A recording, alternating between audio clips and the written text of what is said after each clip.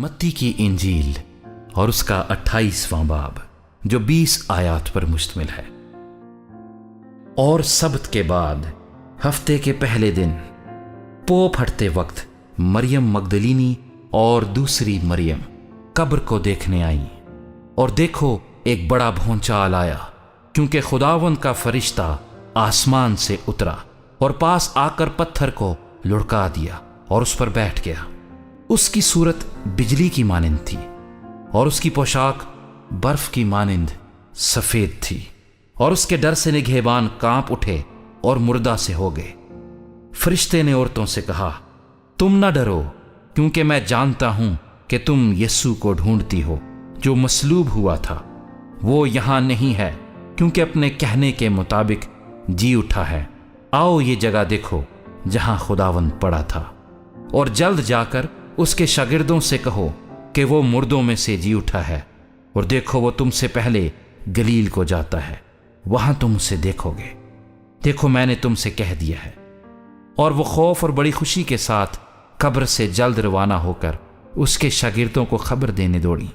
और देखो यीशु उनसे मिला और उसने कहा, सलाम। उन्होंने पास आकर उसके कदम पकड़े और उसे सिजदा किया। इस पर यीशु ने उनसे कहा, डरो नहीं, जाओ मेरे भाइयों से कहो कि गलील को चले जाएं, वहां मुझे देखेंगे।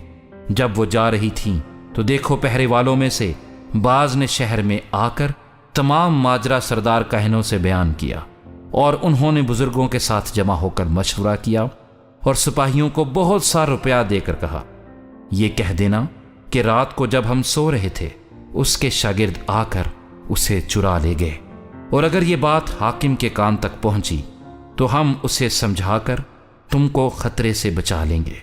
बस उन्होंने रुपया लेकर जैसा सिखाया गया था वैसा ही किया, और ये बात आज तक यहूदियों में मशहूर है। और 11 शागिर्द गलील के उस पहाड़ पर गए जो यीशु ने उनके लिए मुकर्रर किया था, और उन्होंने उसे देखकर सिजदा किया, मगर बाज ने शक किया।